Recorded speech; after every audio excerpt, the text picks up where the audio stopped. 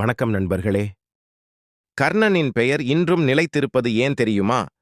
மகாபாரதத்தில் இருக்கும் மத்த எல்லாரை பத்தியும் நம்ம கதைகள்ல கேட்கிறோம், புத்தகங்கள்ல படிக்கிறோம், சொற்பொழிவுகளா கேட்கிறோம். அப்படித்தான் மகாபாரதம் மாந்தர்களை பத்தி நாம தெரிஞ்சுக்கிட்டதும் நினைவு கூறுவதும். ஆனா அந்த மகாபாரத காலத்தில் வாழ்ந்த கர்ணன் ஒருத்தர மட்டும்தான் மகாபாரதமே தெரியாதவங்க கூட தெரிஞ்சு வச்சிருக்கிறாங்க. நம்ம நடைமுறை வாழ்க்கையிலையும் கர்ணனோட பேரை அடிக்கடி உபயோகப்படுத்துறோம். அப்படி ஒரு மறக்க முடியாத மாமனிதனா கர்ணன் இருக்க காரணம், அதைதான் இந்த பதிவுல பார்க்க போறோம். கர்ணன் குந்தி போஜன அரசகுமாரி குந்திக்கும், அகிலத்துக்கே ஒளி கொடுக்கும் ஆதவனுக்கும் பிள்ளையா பிறந்திருந்தாலும் அவர் வளர்ந்தது என்னமோ ஒரு தேரோட்டி வீட்டில்தான். அந்த காலமுறைப்படி ஷத்திரியர்களுக்கு மட்டுமே ஆயுதப் பயிற்சியும் போர் பயிற்சியும் வழங்கப்பட்டது. பிறப்பால் ஷத்திரியனான கர்ணனுக்கும் இயல்பாகவே ஆயுதங்களை கையாள்வதற்கும் போர்க்கலைகளை பயில்வதற்கும் ஆசை இருந்ததில்ல, எந்த ஆச்சரியமும் இல்லை. ஆனா அதுக்கு வாய்ப்பே இல்லாத நிலையில அவர் எப்படி மிகச்சிறந்த வில்லானனா மாறினாரு? அவரோட குரு யாரு? அதுக்காக அவர் எடுத்துக்கிட்ட முயற்சிகள் என்ன? அந்த முயற்சிகள் அவருக்கு பலன் கொடுத்ததா? இதையெல்லாம் பத்தி நாம பார்க்கலாம். பீஷ்மரின் தேரோட்டியான அதிரதன் வீட்ல அவர் மகனா வளர்ந்த கர்ணன் வில்வித்த கத்துக்க ரொம்பவே ஆர்வமா இருந்தாரு. அவருக்கே சுயமா ஒரு அளவுக்கு தெரிஞ்சாலும் நல்ல குரு கிட்ட முறையா கத்துக்கணும்னு ஆசைப்பட்டாரு. அப்பதான் அஸ்தினாபுரத்து அரசகுமார்களுக்கு வித்தை கற்றுக் கொடுக்க துரோணர் வந்தாரு. அவர்கிட்ட தனக்கும் கற்றுக் கொடுக்குமாறு கர்ணன் ரொம்பவே கெஞ்சினான். ஆனா அதுக்கு அடியோடு மறுத்த துரோணர் கர்ணனை அங்கிருந்து விரட்டி விட்டுட்டார்.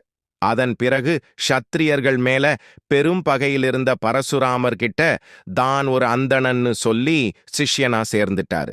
பரசுராமரும் கர்ணனுக்கு எல்லா கலைகளையும் கற்றுக் கொடுத்தார். அது மட்டுமில்லாம வித்தைகளிலேயே மிக உயர்ந்ததான பிரம்மாஸ்திரத்தை கற்றுக் கொடுத்தார். அந்த பயிற்சியை முடிச்சிட்டு 2 பேரும் குடிலுக்கு வர வழியில பரசுராமர் ஒரு இடத்துல ஓய்வெடுத்தார். அப்போ அவரோட தலைக்கு தலையணை இல்லை என்ற காரணத்துக்காக தன்னுடைய வலது தொடைய கொடுத்தான் கர்ணன். அவரும் தன்னுடைய சீடனோட மடியில ஆனந்தமா தலை வைத்து தூங்கினாரு. அவ்வளவுதான், இவனோட பயிற்சி முடிஞ்சிருச்சு. இனி இவன் அஸ்தினாபுரம் கிளம்பி போயிடுவான். ஏற்கனவே இவன் துஷ்டனான துரியோதனன் கூட தான் நட்பு பாராட்டிட்டு இருக்கான். அப்படி இருக்க நாளைக்கு நம் மகன் அர்ஜுனனுக்கு மிக பெரும் தொந்தரவா மாறிடுவான்னு நினைச்சாரு இந்திரன். உடனே ஒரு வண்டு உருவம் எடுத்து கர்ணனுடைய தொடையை குடைந்து துளையிட்டு குருதிய பெருக வச்சாரு. கர்ண கடூரமான வலிதான், கர்ணனாலையும் தாங்க முடியல. ஆனாலும் தான் கொஞ்சம் அசைஞ்சாலும் தன் குருவோட தூக்கம் கெட்டுடும்னு பல்ல கடிச்சு வலிய பொறுத்துக்கிட்டு அசையாமல் உட்கார்ந்திருந்தான் கர்ணன். அவன் தொடையிலிருந்து பெருகின குருதி தரையில வழிந்து பரசுராமரின் தோளில் பட்டுச்சு. என்ன இது, ஈரம்னு தொட்டு பார்த்தவர் அப்படியே திகைச்சு போயிட்டாரு. ஏன்னா அவர் கையிலிருந்த அந்த திரவம் சூடான ரத்தம்ங்கிறத தெரிஞ்சுக்கிட்டார். உடனே பதறி அடிச்சு அவர் எழுந்து பார்க்க வலியில கர்ணனோட முகம் கசங்கி இருந்தது. அப்போதுதான் அவருக்கு ஒரு மிகப்பெரிய சந்தேகம் வந்துச்சு. ஒரு அந்தணன் என்பவன் போர்க்கலைகள் பயின்றிருந்தாலும் ரொம்ப மென்மையானவன், பக்தியில நிறைஞ்சிருந்தாலும் அவனால வலி தாங்க முடியாதுங்கிறத புரிஞ்சுகிட்டவரு கர்ணனை நேருக்கு நேரா பார்த்து, நீ அந்தணனான்னு கேக்குறாரு. கர்ணனால பொய் சொல்ல முடியல, அப்படியே தலை குனிஞ்சு நிக்கிறான். இப்போ பரசுராமருக்கு கோபம் ஜாஸ்தி ஆயிடுது. மறுபடியும் கர்ணன் அதட்டி கேட்கிறார், நீ அந்தணனா? உண்மைய சொல்லு அப்படின்னு. கர்ணன் தயங்கிக்கிட்டே தன்னை பத்தின எல்லா உண்மைகளையும் சொல்றான். இதை கேட்ட பரசுராமர் ரொம்பவே கோபப்படுறாரு. நீ ஏன் என்கிட்ட முன்னமேயே உண்மைய சொல்லல? என்னை எதுக்காக ஏமாத்தினன்னு கேட்க, நீங்க ஷத்திரியர்களுக்கு வித்தை கற்றுத்தர மாட்டேன்னு சபதம் எடுத்தவர். குரு துரோணாச்சாரியாரும் என்ன விரட்டி விட்டுட்டாரு. அதனால நான் விரும்பின விதைய கத்துக்க எனக்கு வேற வழி தெரியலன்னு கர்ணன் சொல்ல, நீ பண்ணி இருக்கிறது மிகப்பெரிய பாவம். ஒரு பொய்யை ஆதாரமா வைத்து கட்டக்கூடிய எந்த ஒரு விஷயமும் நிலைக்காது. நீ உண்மைய சொல்லியிருந்தா உன்னோட ஆர்வத்தை மதிச்சு நான் கண்டிப்பா உனக்கு ஒரு நல்ல குருவை ஏற்பாடு செய்திருப்பேன். ஒரு நல்ல குரு கிட்ட உன்னை அனுப்பி வச்சிருப்பேன். ஆனா நீ பொய் சொல்லி மிகப்பெரிய பாவத்தை பண்ணிட்ட. நீ என்னதான் என்னுடைய பிரிய சிஷ்யனா இருந்தாலும் நீ செய்த பாவத்தின் பலனை அனுபவிச்சுதான் ஆகணும். கலைகளில் உயர்ந்ததான பிரம்மாஸ்திரத்தை கத்துக்கிட்டதா நீ சந்தோஷப்படலாம். ஆனால் அது உனக்கு தேவையான நேரத்துல பலனை கொடுக்காது. அது உன் நினைவில் வராது அப்படின்னு சாபம் கொடுத்திடுறாரு. தன் முன்னாடி மண்டி போட்டு கண்ணீர் வழிய நிக்கிற கர்ணனை பார்த்து, அவருடைய மனசு ரொம்பவே சங்கடப்படுது. வில்வித்தைய கத்துக்கணும்னு நீ வச்சிருந்த ஆர்வம், அதை இவ்வளவு சிரத்தையோட கத்துக்கிட்டது, இது ரெண்டும் உனக்கு சிறந்த வில்லாளன் என்ற பெயரை வாங்கித் தரும். இந்த உலகம் உள்ளளவும் உன் பெயர் நிலைத்திருக்கும். நீ இங்க இருந்து கிளம்பிடு அப்படிங்கிறாரு பரசுராமன். கர்ணனும் வேற வழியில்லாமல் குருவின் வாக்கை ஏத்துக்கிட்டு அங்கே இருந்து கிளம்ப, போய்கிட்டு இருக்க கர்ணனை பார்த்து ரொம்பவே இரக்கப்படறார் பரசுராமர். தன் கையில இருக்க சிவதனுசை கர்ணனுக்கு கொடுக்கிறார். அந்த சிவதனுசு அர்ஜுனனுடைய காண்டீபத்துக்கு இணையானது. குருவை வணங்கி சிவதனுசை வாங்கிக்கிட்டு அஸ்தினாபுரம் நோக்கி வர்றாரு கர்ணன். என்னதான் கர்ணன் மிகப்பெரிய வீரனா இருந்தாலும் அவர் கொஞ்சம் ஆர்வக்கோளாறுதான். தன்னுடைய வீரத்தை மத்தவங்களுக்கு காட்டணும் என்பதுதான் அவருடைய முதல் நோக்கமாயிருந்தது. அஸ்தினாபுரத்தை அவர் நெருங்குகிற நேரம் இருள் கவியத் தொடங்கிடுது. அங்க ஒரு இடத்துல ஒரு பயங்கரமான மிருகம் நிக்கிற மாதிரி அவருக்கு தெரியுது. ஐயையோ, இவ்வளவு கொடிய மிருகம் ஊருக்குள்ள வந்தா மனிதர்களுக்கெல்லாம் பாதிப்பு ஆச்சே. யோசிச்சவர் உடனே அதன் மேல அம்பு எய்கிறாரு. அது அம்மான்னு அலறிக்கிட்டே கீழே விழுந்து இறந்து போக அது பக்கத்துல போறாரு கர்ணன். அதுக்குள்ள அந்த இடத்துக்கு வந்த அதோட உரிமையாளர் வந்த கர்ணனை கோபத்தோட பாக்குறாரு. பயங்கர கோபத்தோட அவரு கர்ணனுக்கு சாபம் கொடுக்கிறார். தனியா நின்ன இந்த கண்ணுக்கிட்டிய நீ துடிக்க துடிக்க கொன்னு இருக்க. உன் வீரத்தை காட்டி இந்த ஜீவனை நீ கொன்ன மாதிரி நீயும் தனியா நிக்கிற வேளையில கொல்லப்படுவ அப்படின்னு சொல்லிடுறாரு. கர்ணன் வருத்தத்தோடு வராரு. பாண்டவர்களுக்கும் கௌரவர்களுக்கும் நடந்த போட்டியில ஏற்கனவே அர்ஜுனன் மேல் கோபத்தில் இருந்த கர்ணன் துரியோதனனை காப்பாற்ற தன்னுடைய வில் வித்தைய காட்டுறாரு. கர்ணனோட அதீத வீரத்தை கண்டு அதிசயத்துப் போன துரியோதனன் அவனை தன் நண்பனாக்கி அங்க தேசத்துக்கு அரசனாக்கிடுறாரு. அதன் பிறகு அங்க தேசத்தை பார்க்கறதுக்காக கர்ணன் வரும்போது ஒரு சின்ன பையன் கையில பாம்போட நிக்கிறான். அந்த பாம்பு அவனை கொத்துறதுக்கு தயாரா இருக்கு. அதனால அந்த பையன் தனக்கு முன்னாடி அந்த பாம்பை புடிச்ச கைய நீட்டிக்கிட்டு இருக்கான். பாம்பு கிட்ட இருந்து பையனை காப்பாத்தணும்னு நினைக்கிற கர்ணன் அம்பை கையில இருந்த பாம்பு மேல எய்ய மாயமா மறைஞ்சிடுது பாம்பு. பாம்பு இல்லாததுனால அந்த அம்பு குழந்தையோட கழுத்தை துளைச்சி கொன்னுடுது. இத பாக்குற அந்த குழந்தையோட தகப்பன், எதை விடுறதுன்னு தவிச்சிட்டு இருந்த என் பையனை கொன்ன மாதிரி உன்னுடைய கடைசி நேரத்துல உனக்கும் ஒரு இக்கட்டான நிலை வரும். அப்போ உன் எதிரிய கொல்றதுக்கான ஆயுதத்தை விடுறதா இல்ல உன் நிலைய விடுறதான்ற நிலை உனக்கு வரும்னு சாபம் கொடுத்துடுறாரு. இப்படி கிட்டத்தட்ட எல்லாமே கர்ணனுக்கு எதிராதான் இருந்தது. அப்படி இருந்தும் அவர் தன்னுடைய கொடை திறனை கொஞ்சம் கூட குறைச்சிக்கல. கர்ணன் பெற்ற வரங்களை விட கொடுத்த வரங்கள்தான் அதிகம். அவருக்கு கிடைத்த வரங்களிலேயே மிகப்பெரிய வரம் அவருடைய கவச குண்டலம்தான். ஆனா அந்த வரத்தையும் இந்திரன் கிட்ட தானமாக கொடுத்துடுறாரு.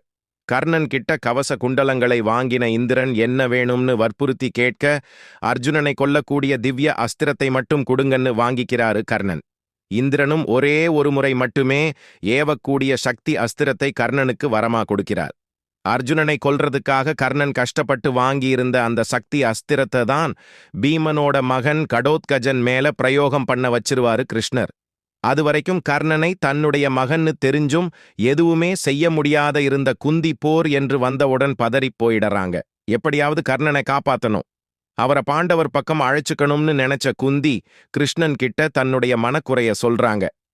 நான் ஏற்கனவே சொல்லிட்டேன் அத்தை, ஒருவேளை உங்க தாய்ப்பாசம் அவனை மாற்றினாலும் மாற்றலாம். நீங்களே முயற்சி பண்ணுங்கன்னு கிருஷ்ணர் சொல்லிட குந்தி கர்ணனை தேடி நதிக்கரைக்கு போறாங்க. அங்க கர்ணன் கிட்டதான் அவருடைய அம்மான்னு சொல்லி, நீ பாண்டவர்களோடு சேர்ந்து பாண்டவர்களுக்கு மூத்தவனா வந்துடுன்னு சொல்ல அடியோடு மறுத்துடுறாரு கர்ணன். என்னை பொறுத்த வரைக்கும் நீங்க ராஜா மாதா குந்திதான். உங்க மேல எனக்கு அளவில்லாத அன்பு இருக்கு. ஆனா யாருமே என்னை ஒரு மனிதனா கூட ஏத்துக்காத நிலையில என்னை நண்பனா ஏத்துக்கிட்டு அரச பதவி கொடுத்து அழகு பார்த்த துரியோதனனா விட்டு என்னால வர முடியாதுன்னு சொல்லிடறார் கர்ணன். ஆனா என்கிட்ட தானம் கேட்க வந்த உங்களை வெறுங்கையோடு அனுப்ப எனக்கு விருப்பமில்லை. அதனால உங்களுக்கு என்ன வேணுமோ கேளுங்கன்னு கர்ணன் சொல்ல, கிருஷ்ணர் சொல்லிக் கொடுத்த மாதிரியே நீ நாகாஸ்திரத்தை ஒரு தடவைக்கு மேல அர்ஜுனன் மேலே எய்ய மாட்டேன் என்கிற வரத்தை எனக்கு கொடு என்று கேட்கிறாங்க குந்தி. எனக்கு எதிரி அர்ஜுனன் தானே தவிர மற்ற நால்வரும் கிடையாது. அதனால போர்ல அர்ஜுனனை தவிர யாரையும் நான் கொல்ல மாட்டேன் என்ற வரத்தையும் சேர்த்து கொடுக்கிறார் கர்ணன். இப்படி எல்லாருக்கும் கேட்டது கேட்காத எல்லாத்தையும் கொடுத்த கர்ணன் தன் அம்மா கிட்ட ஒரே ஒரு வரத்தை கேட்கிறாரு. பெண் பொன் பொருள் எது மேலேயும் ஆசை இல்லாத கர்ணன் விரும்பினதெல்லாம் ஒன்னே ஒண்ணுதான். அது தனக்கு ஒரு அங்கீகாரம் கிடைக்கணும் என்பதுதான். அதனால இறந்ததுக்கு அப்புறமாவது இந்த உலகத்துக்கு நான் யாருன்னு தெரியணும். போர்க்களத்தில் இறந்த பின் என்னை உங்க மடியில் கிடத்தி நான் யாருங்கிற உண்மைய சொல்லணும் அப்படின்னு கேட்டுக்கிறாரு கர்ணன் தன் தாய் குந்தி தேவி கிட்ட. கேட்க எத்தனையோ இருந்தும் ஒண்ணுமே கேட்காத தன்னுடைய அருமை மகனை நினைத்து அழுதுகிட்டே அங்கிருந்து போயிடுறாங்க குந்தி. ஒரு நாள் பாண்டவர்கள் கிருஷ்ணன் கிட்ட பேசிட்டு இருக்கும்போது தானத்தில் சிறந்தவர் தங்கள் தமையன் தர்மர்தான்னு சொல்றாங்க. உடனே அதை மறுக்கிற கண்ணன், இந்த உலகத்தில் தானத்தில் சிறந்தவன் கர்ணன் தான், அவனைத் தவிர வேறு யாருமில்லை என்று சொல்ல பாண்டவர்களுக்கு ரொம்பவே வருத்தமாயிடுது. அதுலயும் அர்ச்சுனன் கர்ணன் கிட்ட ரொம்பவே உரிமையா வருத்தப்பட, உண்மை என்னன்னு நீயே உணர்ந்துக்கோ வா அப்படின்னு அர்ஜுனனை கூட்டிக்கிட்டு வெளியே வராரு கிருஷ்ணர். கொஞ்ச நேரத்துல 2 பேரும் முனிவர்கள் உருவம் எடுத்து தர்மன் கிட்ட போறாங்க. நாங்க வேள்வி நடத்த போறோம், எங்களுக்கு அதுக்கான சந்தன கட்டைகள் வேணும்னு கேக்குறாங்க. தர்மனோ, பொன் பொருள் அப்படி ஏதாவது வேணும்னா கேளுங்க, ஆனா இது மழைக்காலம், காடுகளுக்கு போய் சந்தன மரத்தை வெட்ட முடியாது, இங்க அரண்மனையிலேயே நீங்க கேட்கிற அளவுக்கு இல்லைன்னு சொல்லிடுறாரு. அதுக்கப்புறம் அர்ஜுனனை கூட்டிக்கிட்டு அதே வேஷத்துல கர்ணன் கிட்ட வரார் கிருஷ்ணன். கர்ணன் கிட்டையும் கிருஷ்ணர் அதே காரணத்தை சொல்லி சந்தனக்கட்டை கேட்க மழைக்காலமாச்சே அப்படின்னு ஒரு நிமிஷம் யோசிக்கிறாரு கர்ணன். அடுத்த நொடியே தன்னோட அரண்மனையின் கதவுகள் ஜன்னல் சட்டங்களை உடைத்து சந்தன கட்டைகளையும் கொடுத்து விடுகிறார். கிருஷ்ணன் அர்த்தத்தோடு அர்ஜுனனை பார்க்க அர்ஜுனன் தலை தானாக கவிழ்ந்தது. இன்னொரு நாள் அர்ஜுனனுக்கு பெரிய சந்தேகம் வந்துடுது. எல்லோரும் கர்ணனை மிகச் சிறந்தவன் என்கிறார்களே, உண்மையிலேயே சிறந்தவன் நானா, அவனா அப்படின்னு கிருஷ்ணா கிட்ட கேட்கிறாரு அர்ஜுனன். வீரம் மட்டுமே ஒருத்தனை சிறப்பானவனாக்கிறது இல்ல, விவேகமும் பற்றுமில்லாமல் இருக்கிறவன்தான் சிறப்பானவன். இத நேரில தெரிஞ்சுக்கலாமா அப்படின்னு அர்ஜுனனை கூட்டிட்டு போற கிருஷ்ணர் ஒரு இடத்துல இருக்க மலைய காட்டுகிறார். அந்த மலையை முழுவதையும் தங்கமா மாத்திடுகிறார். அர்ஜுனா, எதிர்ல தெரிகிற அந்த மலைய பார், அது முழுவதும் தங்கத்தால் ஆனது. நீ இந்த கிராமவாசிகளுக்கு இன்று மாலைக்குள்ள இத பிரிச்சு கொடுத்துடு அப்படின்னு சொல்ல அர்ஜுனனும் வேலைய தொடங்குறாரு. அந்த மலைய கொஞ்சம் கொஞ்சமா வெட்டி கிராமவாசிகளை வரிசையில நிக்க வச்சு கொடுத்துக்கிட்டே இருக்கிறாரு. அதுல சிலர் திரும்பவும் வந்து வரிசையில் நின்னு வாங்கறத பார்த்து அர்ஜுனனுக்கு கோபம் வந்துடுது. அவர்கள் அங்கே இருந்து வெளியேற்றின அர்ஜுனன் இதுவரைக்கும் வாங்காதவங்களா பார்த்து பார்த்து கொடுத்துக்கிட்டு இருக்கிறாரு. ஆதவன் கீழ்வானத்தில மறைய ரெடியா இருக்கிறாரு. ஆனா மலையில பாதி கூட முடியல. அர்ஜுனன் ரொம்பவே அசந்து போயிட்டாரு. இல்ல கிருஷ்ணா, என்னால முடியலன்னு அர்ஜுனர் தோல்விய ஒத்துக்க கிருஷ்ணர் உடனே ஒரு ஆளை அனுப்பி கர்ணனை அங்க கூப்பிடுறாரு. கர்ணனும் உடனே அங்கு வருகிறாரு. வந்த கர்ணன் கிட்ட, கர்ணா, அதோ தெரியுதே ஒரு தங்கமலை, அதை இந்த கிராமவாசிகளுக்கு பிரிச்சு கொடுத்துடுன்னு சொல்றாரு. கர்ணனும் கண்ணன் பேச்சை கேட்டு நேரா மலைகிட்ட போறார். அங்க முதலில் நிக்கிற ஒரு கிராமவாசிய கூப்பிட்டு, இதோ இந்த தங்கமலையை எடுத்துக்கோ, உன்னுடைய கிராமத்துல இருக்க எல்லாருக்கும் யாருக்கு எவ்வளவு தேவையோ அவ்வளவை எடுத்துக்க சொல்லு என்று சில வினாடிகளில் தன் வேலையை முடித்த கர்ணன் அங்கு வந்து கண்ணனை வணங்கிட்டு கிளம்பிட்டாரு. அர்ஜுனன் அப்படியே அசந்து போயிட்டான். அப்பதான் கிருஷ்ணர் சொல்றாரு, அர்ஜுனா, உனக்கு அந்த தங்கத்தின் மீது பற்றும் ஆசையும் இருந்தது. அதனாலதான் அவர்களுடைய தேவை என்னன்னு தெரிஞ்சுக்காம நீயே யாருக்கு எவ்வளவு கொடுக்கணும்னு முடிவு பண்ணி கொடுத்த. ஆனா கர்ணனுக்கு அந்த தங்கத்தின் மேல துளி கூட பற்று கிடையாது. அதனாலதான் யாருக்கு எவ்வளவு தேவையோ அள்ளிக்கோங்கன்னு மொத்தமா தானம் கொடுத்து முடிச்சிட்டான். இப்ப சொல்லு, உண்மையில் யார் சிறந்தவர்? கிருஷ்ணர் கேட்க அர்ஜுனனின் சுட்டு விரல் அப்படியே கர்ணனை நோக்கி நீண்டது. கிருஷ்ணரே வியந்து பாராட்டிய கர்ணன் எல்லோரிலும் சிறந்தவன் என்பதில் எந்த ஐயமும் இல்லை. ஆனால் அவன் செய்த ஒரே ஒரு தவறு அவன் வாழ்க்கைக்கு உலை வைத்துவிட்டது.